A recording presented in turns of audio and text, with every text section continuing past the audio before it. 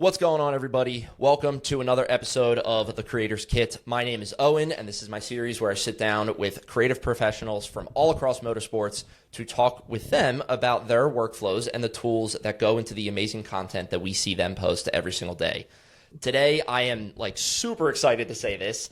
I have with me Krystol Smith. She is the manager for social media and digital content for the McLaren IndyCar team. Krystol, thank you just so much for being here. I truly appreciate it. And thank you for being the first official team admin that we have on the show. I'm very excited about it. McLaren is my favorite team just across all series. So you being the first person from a team that I've interviewed for this show, it's I'm just jumping with joy. It's I have to stop freaking out about it. Wait, that's so exciting. Oh my God. Well, admin is here for all your needs and questions. Yes, admin is here. We love it. So I said you were the social manager for social media and digital content. Can you tell us a little bit about yourself? What does that title mean and what you do with McLaren? Yeah, so you already said my name, Krystol Smith, born and raised in Chicagoland area. But before I got this job at McLaren, I was in LA for about 4 years doing TV and film marketing. Whoa, I did not know that. Very nice. Super random. So I was at Disney Plus before this, and I actually, of course, COVID hit, and I got into Drive to Survive. And I went, of course. What else was I going to do? Yeah, absolutely. So I ended up going to the F1 race in Austin in 20. I don't even remember, but I was like, oh, I feel like I can do this. I can work in this some way, somehow. Yeah. So I just applied, and luckily the hiring manager at McLaren was a huge Disney fan. So I had a shoe in.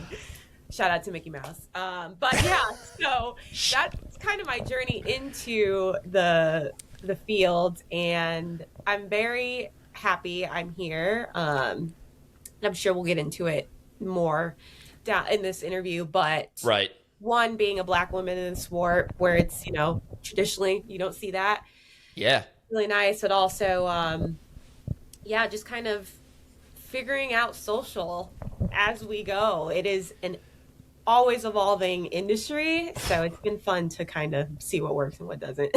Very nice. Yeah. So what were you doing social at Disney before this, or was it something entirely different? Yeah. So my career it's always been in marketing, but I've done anything and everything I've done. So I started with field marketing, and then when I was at Disney, it was international social strategy. Oh. So not so much hitting posts, but helping inform all the 80 plus markets across the world, making sure they have the assets they need and informing them of the campaigns coming up. So things like that. Very cool. Mm-hmm. That is awesome. I had no idea that you worked at Disney before that. That is so unique. And the fact that you're a Drive to Survive fan, and then just immediately you were like, you know what? I can do this and I can get into this sport. And it's now you're here. That's awesome. That is such a cool story. I'm a big manifester. I tell everyone, I love it. Hey, you're going to get into it and you'll get a job eventually. Oh, that is so cool. That's so awesome. Well, like you said, we're going to dive into so much into this interview. The way I like to do this is I break the creative process up into 5 distinct stages. We'll kind of naturally work our way through it. So it is capture, organize, edit, publish, and then analyze. So my first question, this is kind of similar to what I just asked, but for IndyCar, for McLaren IndyCar, you are running social for the entire team. What does the capture side actually look like for you on a race weekend? Are you actually the one with your phone out, taking the videos and the photos, or are you directing other people to say, hey, you go over here to get this stuff, this is your assignment? What's that like for you? Yeah, so I guess to take a step back, my team is comprised of myself as a manager. We have Rebecca Mormon, who is the specialist. We just hired a new person because we need it. Her name is Isa. She was an intern. She'll be, this is new for us, kind of like a vertical content creator. So, okay, yeah. So as I feel like NFL teams do it a lot. You look at the Chargers, their TikTok is so great because they have a full content creator. And then we have our videographer, Carson. So during a typical race weekend, we'll each kind of own different areas. You'll see, obviously, Issa doing phone content. I'm usually doing phone content. Sometimes I'll pick up a camera, but I'm no photographer. So if you see a grainy picture, it's probably me. But yes, I'll usually use my phone. Carson's on video, photo. And then we actually hire an outside agency for any really nice imagery. Okay, very nice. So you're doing, like photography as itself is just like a standalone kind of thing that you said you outsource for. Yeah, because, like you've seen our channels, we post a lot. We have a lot of partners. So while we're a small and mighty team, like, sometimes it's better to have an agency that focuses just on that. Yeah, absolutely. Yeah, they knock it out the park. That's awesome. And the vertical content creator is such a unique like job description, but I know exactly what you're talking about because I've seen the Chargers like social media videos and they always are knocking it out of the park. And that is, I never knew it was like a vertical person that is like, this is my role. I make these videos, so it's like, that makes great sense. So you're saying, like you guys are, everybody's spreading out to tackle sort of different areas.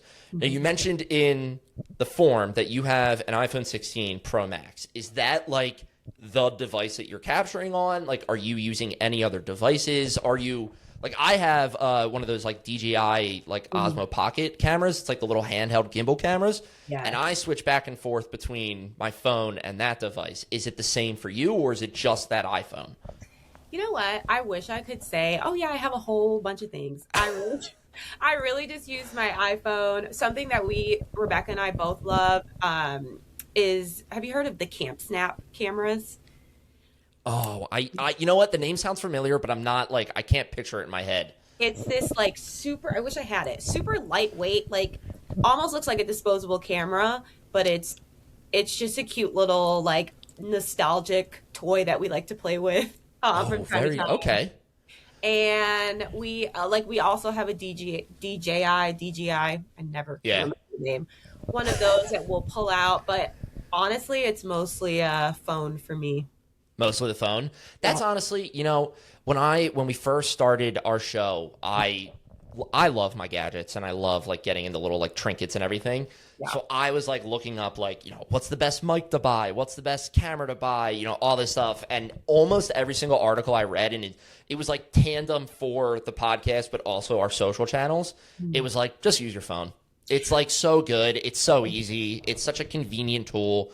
And I was like, oh yeah, you're kind of right. Like it's right there and it's ready to roll, And the phone content is always going to feel most authentic, and that's what at least fans really want to see. So I'll be honest, our highly produced, Carson's going to hate this, but it doesn't always perform as well. And he's like, dang, admins are going to take my job because that is hilarious you say that, because we've had social media videos where like I'll set up my camera, I'll record, I'll have like a script kind of. It doesn't perform well. And like Casey, like just recently, Casey took a video of her TV for Lewis Hamilton winning Barcelona, and it's like popping off. And I'm like, what are we doing? It's like, it's so unfair. It's so social media. Oh my gosh. All right. So you're running around the racetrack. You are shooting content with your phone and everything. When this might be to put this question in like a specific example, like if you're taking a video of like the cars or the drivers or something, how do you know like kind of in that moment that's like, okay, that's post worthy, or like, okay, that wasn't the best, although you missed the moment, you're like, okay, kind of getting rid of that. Like, how does that distinction form in your head? Yeah. So let's see. This is my 4th season. I will say when I first started, I was shooting just literally anything and everything. Anything. Yeah. But now, that I've been here for a while, I kind of know what's going to perform well. So, when let's say we're at the racetrack and it's a driver autograph session. Yeah. We're constantly scanning. We see a cute kid that's coming up. Oh, phones out. Good. Smart. Yeah. Exactly. So like, it is kind of hard. Honestly, now that we have, like, we went from a team of 2 drivers to now we have 3 drivers.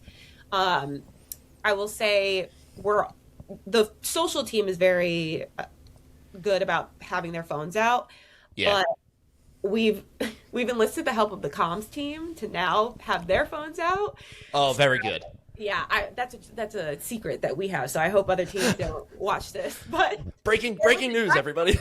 Yeah. So how is it with the split now with the 3 drivers? Like because you said you guys went from 2 drivers to now 3. Like, does that feel like a lot of extra work adding the 3rd driver onto it? Just making sure that you're balancing the content out between the 3? Honestly, yeah. Like, no surprise. Anything with Pato is going to perform like this. So it's added a layer of like, okay, we need to make sure we have a balance of the driver profiles, but also, we had to hire another social person. That's when I came around to handle the 3 drivers. And then you think about the Indy 500, we usually have 4 drivers, so we'll have a team member come over to help. So it is more work, but it's also more fun. Like I don't know, like our little driver challenges and silly things like that. Like having 3 drivers where they can play off of each other has been fun. That's good. And that is, I mean, I can imagine the driver personalities play like such a huge role in that, you know. And when we went to St. Petersburg 2 years ago, I got the chance to talk with Nolan Siegel, and I was so nervous because that was like the first time I was doing anything with like any driver. Yeah. And I was like, he honestly, like, that was the perfect person to do it with because he was so cool. He was so funny. And he was so just like, he came right up to me. And he's like, hey man, how are you? I'm Nolan. I'm like, I know who you are. Like, right. It's like, I'm aware. Yes, we love Nolan. He's just a down to earth person and very funny content. So. Oh yeah, he was a blast. I did a trivia game with him about the movie Cars, and he was like all in on it. He was like, absolutely, I'll do this. I'm like, wonderful. Thank you. Yes. So all that being said, kind of moving into like organizational stuff now. You said you got 3 drivers, you got 4 team members, everybody's shooting their kind of content. Where does that all kind of then come into it and get organized? You know, you mentioned that you guys use like Asana, SharePoint, Dropbox, Apple Notes. Like, how does that all go into the mix and get organized for you guys to keep your sanity? Yeah, it's a work in progress. I will say, like, the team split now is like we have myself, Rebecca, millennials, and then Carson, Gen Z. So very good. We use different platforms, but I think we all have come to an agreement that Asana is king. So I don't know if you're familiar with Asana or the viewers, but it is a platform that can do a lot.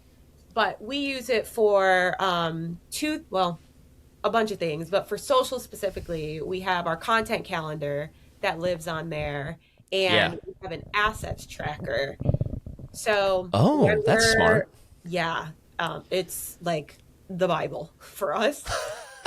So like any idea we have or like partner requests, it's all linked to this asset tracker. So we'll pop it in there, and that way Carson or myself or Rebecca, Isa can go in there, mark it in progress or in review. Right. All of our review process is through the platform as well. So it's a very organized tool that I would not be anything without it.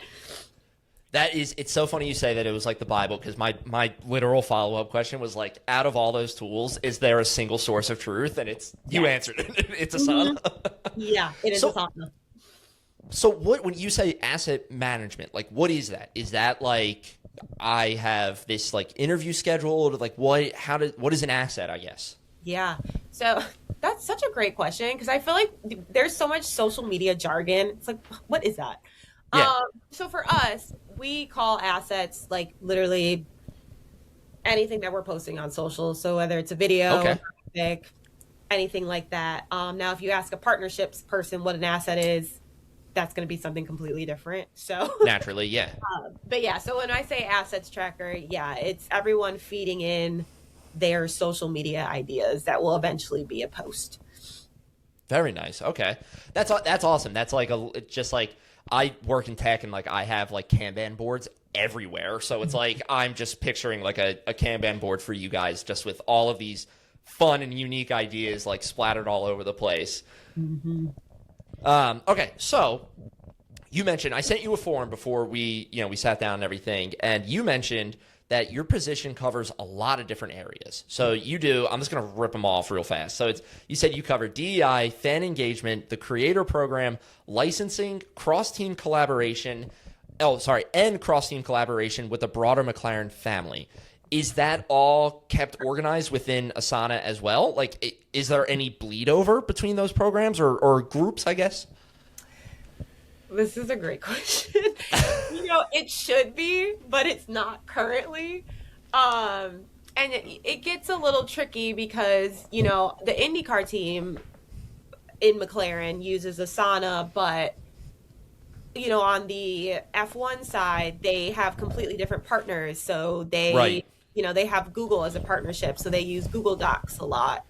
Okay. So, a lot of the areas that I focus on cross over to the UK side, and we don't have a unified platform currently.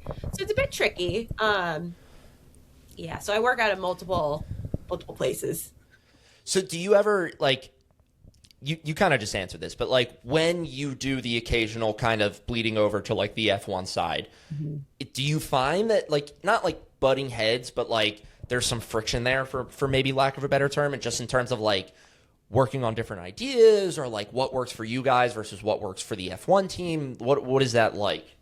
Yeah, I think, there's two ways to answer this. I think if there are any frustrations, it's usually, and I don't want to call it frustrations, it's more so the IndyCar program trying to educate the F1 side on an American consumer, Oh, fair. Yeah. Yeah. So, when, for an example, our Indy 500 campaign, we were coming up with like, think of like when an NFL team wins the Super Bowl, their graphics are very like big in your face. Oh, yeah. Whereas on the European side, their celebration graphics are very subtle. Yeah. So, the UK side is creating all of that for us, but us trying to educate them on like, no, we need to be loud in your face. Yep. So things like that. But like when it comes to working on campaigns across the ocean, we like to say, there you go. We usually find a common ground in something. I mean, we have a shared, I don't really know what to call it. I guess I want to say platform, but it's called SharePoint, where we yeah. So like that's our common ground. Okay. And like we have, if we're talking about organization and like communication, WhatsApp is usually like our fastest way of communicating between the groups. Very nice. Mm-hmm. Okay. Yeah, I know like WhatsApp is like always the standard for like international communication and everything. Mm-hmm. I've used that before to, communicate with people across. So that's funny that you guys have that. So okay, so again, Asana might be the answer here, and that's okay if it is. But on a race weekend specifically, when everybody's filming their own content and everything, how do you then kind of filter that in? Is it for race weekends too? Does the organization like change, or is it still through Asana? You guys have your assets, like it's all detailed, like very detailed, tracked through that platform. Yeah, so it is a different answer. Lovely. We actually work out of an Excel document, and that's because a little more granular there. Yeah. But typically, like our process would be, what's today? So we have a race weekend this weekend. Today's Tuesday. We have our planning session on Tuesdays where we talk through all the ideas we want to do. We throw all those ideas into a document.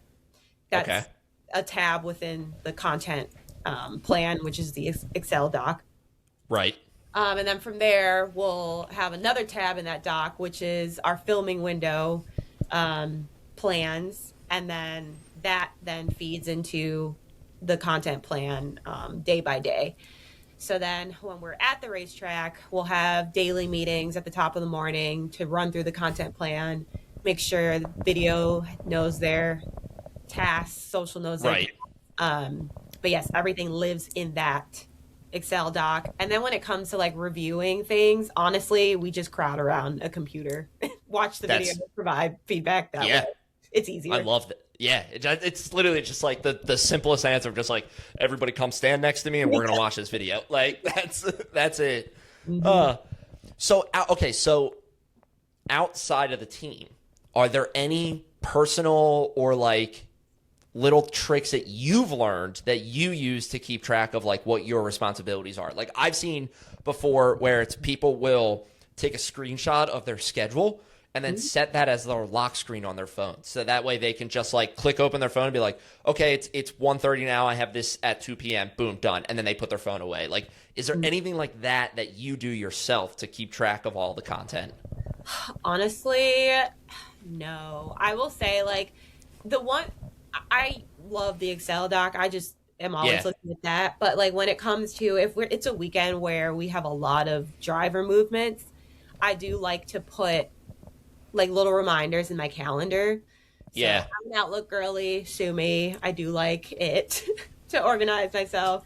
But like not so much schedule wise, but a tip that I've learned that I tell people coming in who don't have motorsports experience. I don't like racing is a lot. Racing is very technical. It's not like as easy to pick up as, let's say, basketball. So I use my notes app during the race to kind of like jot down lap numbers, certain pit stops that I want to remember. So come Monday when we're doing like spillover content, I can then go to the exact time on an onboard or something. Very nice. Yes. That's all. So like, is that like, you're saying like a pit stop? So it's like if something comes in or if a car comes in for a pit stop, you capture it on video and everything. And then on Monday, you're like, oh, I remember that I got that pit stop video. What lap was that? And then you go back and look at it that way. Yeah. And, or like, I have that pit stop. What I can then look back at my notes and then I'll write down like this stop was good because we overcut or undercut, things like that. Right. Strategy is kind of hard for me to keep up with. So my notes app, that goes in there. That's awesome. I never this is why I love this series, because I never would have thought that like the social media team is worried or concerned with like undercuts, overcuts, stuff like that, because that's fair. That like that would make for good content of like, this is the pit stop where we undercut, so and so. Yeah. That's really cool. That's very awesome. Okay. We try to be well-rounded here. I love it. You guys kill it. I mean, the social media game for the Arrow McLaren is awesome. I love it. It's so much fun. Okay. So you have all this content, you have it ready to go. Obviously there's stuff that you're like posting in real time and everything, but there's stuff that comes after a race weekend or like maybe once you're off the track. Mm-hmm. You mentioned an app called Slate that you use to edit. Mm-hmm. I'm not familiar with the platform. Can you explain like what it is and how you use it? Yeah. So Slate is new for me. Rebecca used it. She was at the Nashville Predators before this and they used it. Wow. So a lot of major sports teams do use it. It's basically I'm going to severely undersell this thing, but I call it like an editing platform, but it's really cool because, you can input all your brand fonts, your brand colors, logos, very nice. Things like that. So really what I use it for and what it's meant for is like quick turn editing on the go, on the fly. So you can even upload like templates. We don't have it currently set up this way, but like, let's say the race results asset that you see every race weekend. Oh, yes. Just put that in there and edit it while you're walking. So what I use really, is like Instagram stories is a big one. Really quick videos. And then anything that's not too complicated is gonna happen in Slate. Now, if I need to Photoshop, that's because there needs to be layers and things like that. Yeah, that's awesome, because that's exactly where my next question was going to go, of like, where is the like differentiating split on content versus like, okay, this, I thought I could do this in Slate, but actually it needs to be in Photoshop, or, oh, I thought I could do this in CapCut, but maybe it needs to be in another platform because it requires like maybe a little bit more detail or work. Like, how do you determine that? Or do you know it ahead of time, being like, I'm capturing a video for this specific thing? Yeah. I honestly, it's anything that I feel like needs to have a bit of a brand element to it, whether it's like how the text looks or captioning. It's very good at captioning.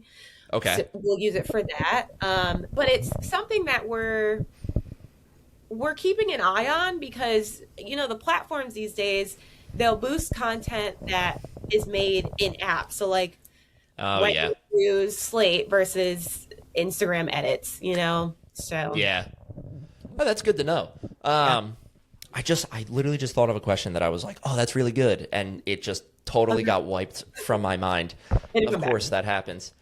Okay. So kind of the same question then, but when you have like content, today's Tuesday, you're going to post something on Monday next week that is a little bit more, maybe it's a little bit more longer form, or if you want it to be a little bit more detailed, you throw it in the Photoshop. Like, what's the turnaround time for that? Like, what's the workflow for that type of content? Yeah, so usually something like that is going to fall on Carson, our videographer's plate. Okay, yeah. And so that is like, that's where Asana comes back into play. So anything that's like honestly, anything that's not going out like during a race weekend or like that day is going to be put in Asana so he can start to work ahead. And then it just follows our normal process there. Follows the normal flow. Very nice. Okay. Do you have a personal favorite of like the quick editing video platforms? Is it Slate? Is it CapCut? Mm-hmm. What's your personal favorite? See, I was I was a Slate hater for a while, but now that I know, well, because I didn't listen. Social media, it seems like there's a new platform every freaking day. That's fair. I don't want to adopt anything new, but I did start using it, and I really do like it. So there you go. I hope my Slate rep is watching this. I hope the Slate rep's watching too. That is. Is there? I might want to try out Slate too. Is there a free plan of Slate? You know what? I don't know. We'll see. I'll have to take a look at that. Yeah. All right. So all of this stuff is edited. You have everything coming out of Slate, coming out of Photoshop. You're going to publish it. How does that work? I know you kind of said too that you're publishing like natively in platform, but like, do you have a tool that pushes out everything to you across channels, or are you just like manually going through each channel that you guys have, or platform is a better word that you have, and hitting the publish button from there? Yeah, we like right now we're just manually hitting publish in each platform. Right.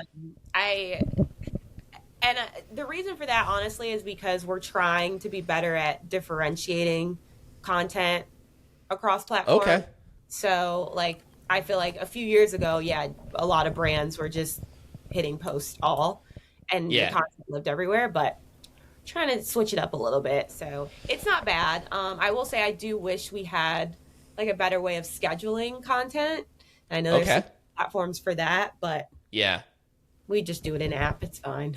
Just do it in app. Yeah, that's fair. Cause I agree with that. Like each platform has its own, like there's an expectation of content that comes out on each platform. I feel like TikTok is for like the dirty kind of like funny, quick stuff.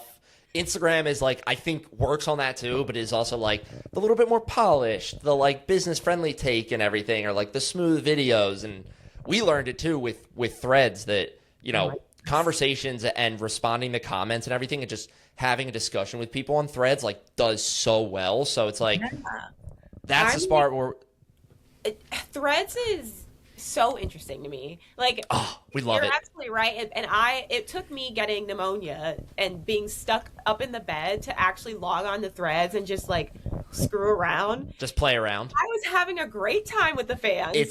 It's awesome. If you didn't check it out during your sick time, there is the F1 Threads community on there. Okay. It is a blast. It is like everybody's hanging out, everybody's talking. Like when my sister first joined it for our show, like when it first launched, and then I joined it like much later, and it felt like I was walking into a room where like everybody was friends with each other but me. And I was like, oh my God, I missed out on like so much. Like everybody knew each other. Everybody was like, hey, like, oh my God, this personal thing happened to you. Like, that's great. Like, oh my gosh, this is so cool. And I was like, this is awesome here. Like it's a blast. Yeah. Dang, we need to create that for the IndyCar community. Oh, please do. Shame. It's kind of funny too, because it's like NBA threads and F1 threads are like the two biggest things on there, I believe. But like, there is an IndyCar threads, there is like NHL threads, so it's like there are these communities as well. But I highly recommend it. It's so much fun with everybody there. It's a blast.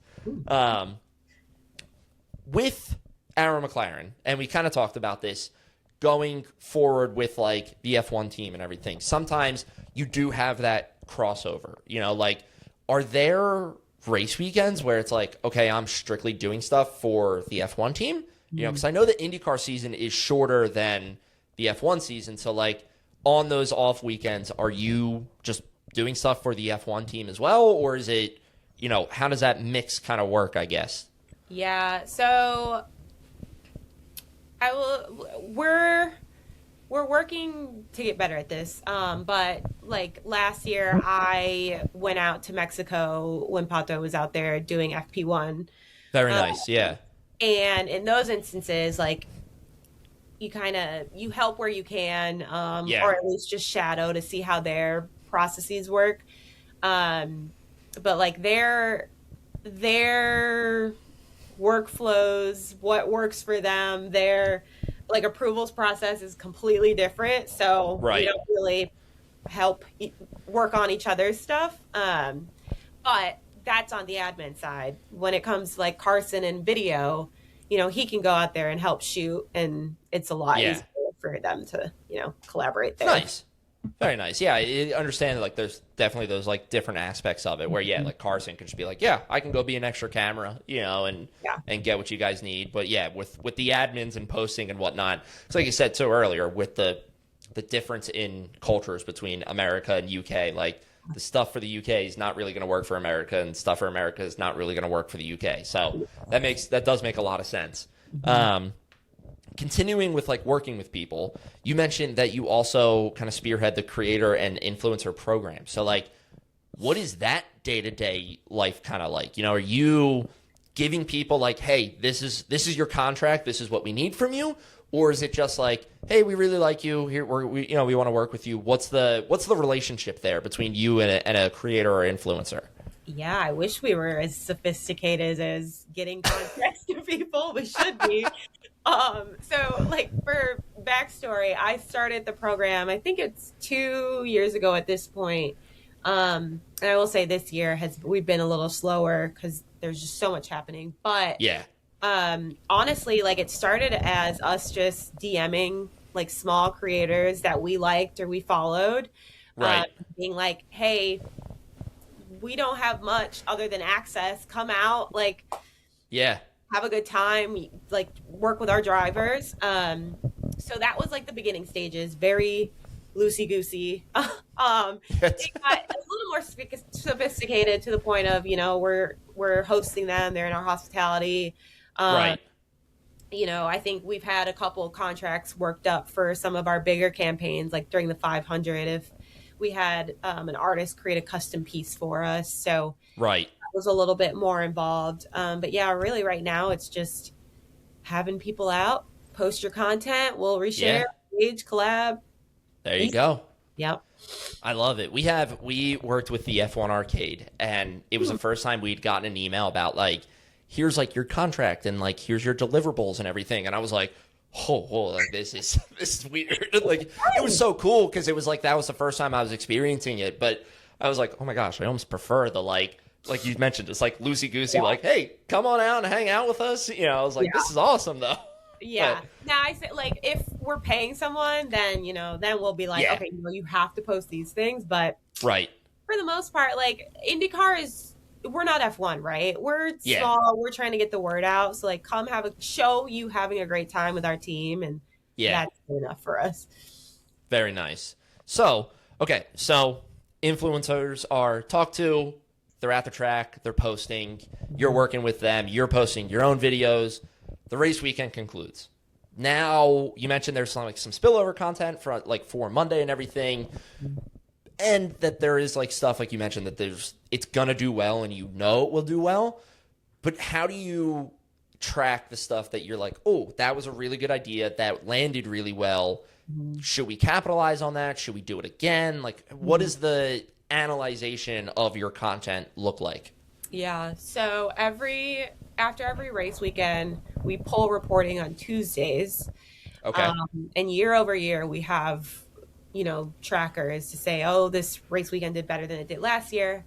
But we'll probably talk about it a little more, but we use Amplify, which is our analytics platform. And something nice about them is we have a dashboard where if you do a custom time range, it will pull your top performing posts per platform. Oh, very nice. Okay. Yeah, whether it's video views, engagements, whatever you kind of set it to. So we'll look at that and say, oh, this pit stop content did really well. We're going to do that more and more and more. We're going to do one more time. Yeah. Okay.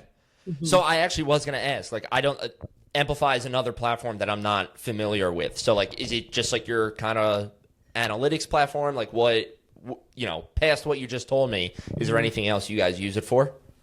Yeah, to be honest, there's probably way more that it can do than I'm skilled at. But like I said, I mentioned the dashboard. So our lovely analytics team in the UK set it up. So, you can just pop in there and see where our engagement, follower count, all of that is. But something I really love about it is you can go and let's say you want to look at all our Twitter posts. You can in Twitter, but you can narrow it down. It's basically imagine a Google search bar. I say Aaron McLaren Twitter. Let's say I want to pull all posts that mention pit stop. I just type in pit stop and it just pulls up all that content. So it's really very cool. Nice. And then it has a really cool feature that you can tag content. So let's say we have a Mission Foods content series. You can tag the post as this is a Mission Foods post. And then at the end of the campaign, pull up Mission Foods and pull all the data. Pull all the data into it. So it's really cool. I'm sure it has sentiment tracking and things like that, but we don't use it for that currently. Right. So out of just in general, how much analyzation are you guys doing? Because when I post stuff, I analyze it almost to the nth degree because I'm trying to figure out what I could do better, and I'm sure there's a degree of that for you guys as well. But being an official IndyCar team, how much of the analyzation does it, I guess, matter to you? Or is it more so just all right, hey, that worked well, that's good to know, okay, let's move forward, and keep going?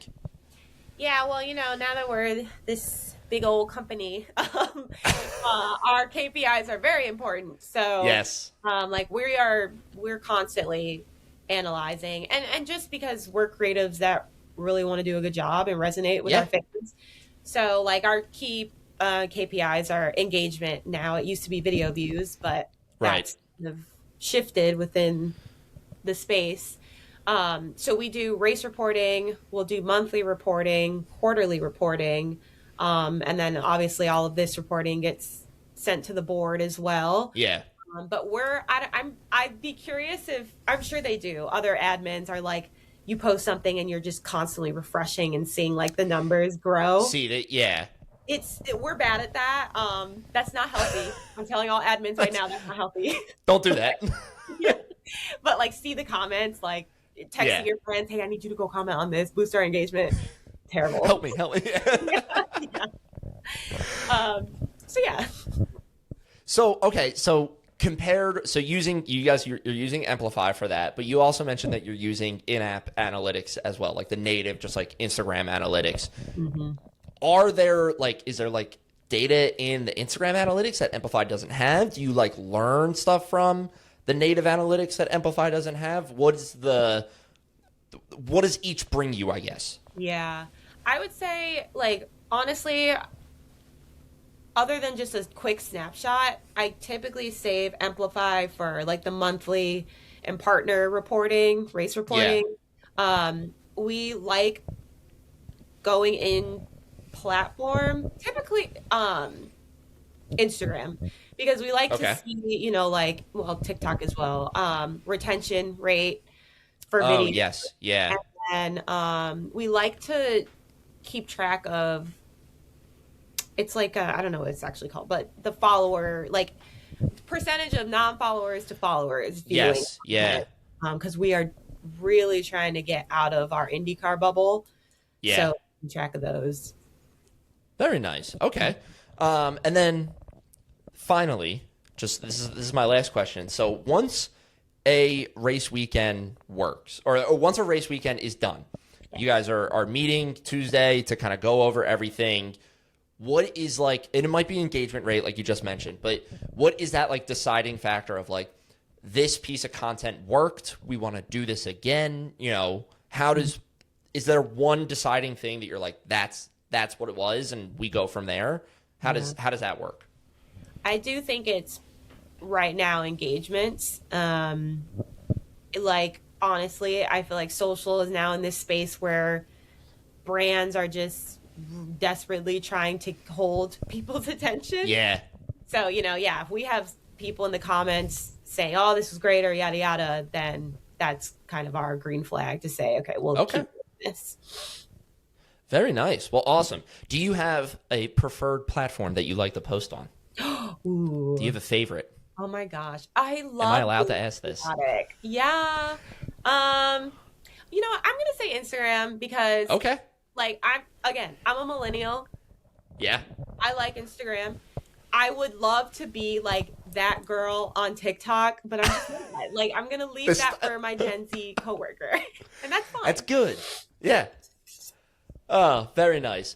Well, thank you again so much for being here. I truly, truly appreciate it. Again, I was so happy when you emailed back and you were like, yes, I'm in. I was like, oh my God, I got a McLaren admin to be on the show with me. But thank you so much. For everyone listening and watching, please make sure to go look over at the McLaren IndyCar social media. It is top tier. You guys kill it all the time. Help them get out of that IndyCar bubble, like they said. Yes. But yeah, thank you, Krystol, so much for being here. Good luck this weekend. I can't wait to see you guys on track. Thank you.